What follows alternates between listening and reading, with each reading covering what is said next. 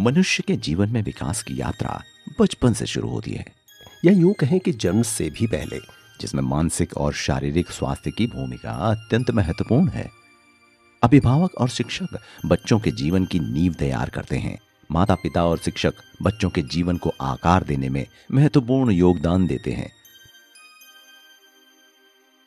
परंतु कुछ ऐसे उदाहरण देखने को मिलते हैं जहां पर अभिभावक और शिक्षक द्वारा दी गई परवरिश और मार्गदर्शन के बावजूद बच्चे ऐसे गलत रास्तों पर चले जाते हैं जिसकी वजह से वो न केवल अवसाद का शिकार होते हैं बल्कि जानलेवा कदम भी उठा लेते हैं।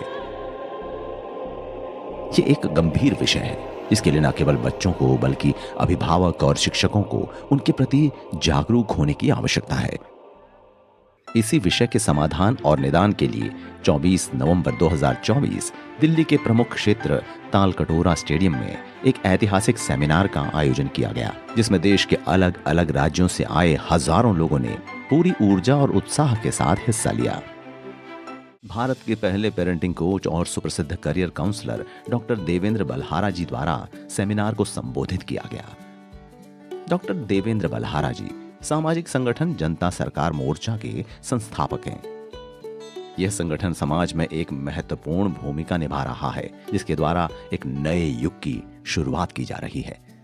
पेरेंटिंग एंड एजुकेशन यानी कि माता पिता की परवरिश और शिक्षा से संबंधित हमने जनता सरकार मोर्चा के कुछ प्रतिनिधियों से चर्चा करने का प्रयास किया। ये जो दिल्ली के तालकटोरा स्टेडियम में पेरेंटिंग एंड एजुकेशन का जो सेमिनार हो रहा है, इसका जो असल में उद्देश्य है कि आज के समय पे, आज के दौर में माता पिता परवरिश में, बच्चों की परवरिश में क्या कुछ खामियां कर रहे हैं वो बताना।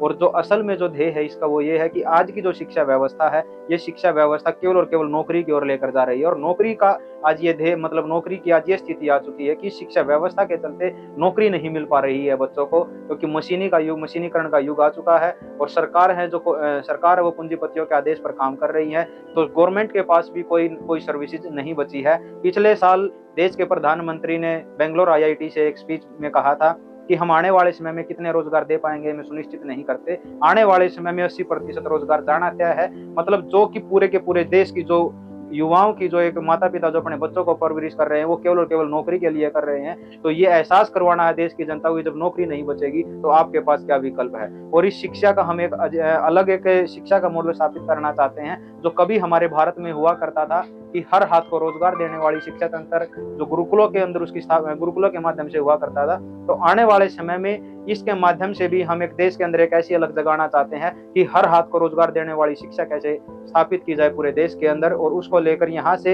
एक नींव डाली जा रही है दिल्ली के तालकटोरा स्टेडियम से। जो आज की एजुकेशन सिस्टम है, जो कुछ लोगों को पता भी नहीं है, जो लॉर्ड मैकॉले ने ये शिक्षा बदल दी गई थी। लॉर्ड मैकॉले के द्वारा, ये जो एक अंग्रेज है, ये अंग्रेज के द्वारा जो इनका जो मानना था, ये मानना है कि ये एजुकेशन ऐसी है, जो बच्चा डिग्री करके BA या MA करके जो निकलता है कॉलेज से, ये ऐसी होगी कि वो देखने में सिर्फ भारतीय होगा, जबकि उसके अंदर सारे गुण अंग्रेजों वाले होंगे। तो अपनी जो शिक्षा पद्धति है, जो भारत की संस्कृति के साथ, उस शिक्षा को हम हर लोगों तक पहुंचा पाएँ।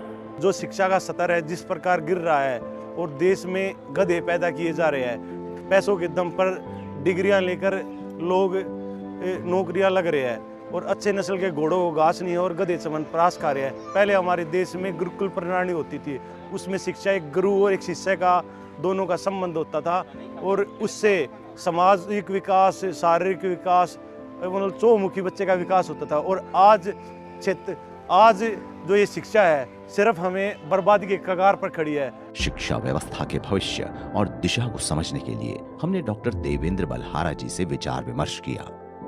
एजुकेशन सिस्टम में बदलाव, इसका मकसद है कि हम अपने बच्चों को अपने समाज, अपने परिवार और अपने देश की ज़रूरत के मुताबिक तैयार करें, ना कि किसी कंपनी या किसी दफ्तर का कोई कर्मचारी बनने के लिए।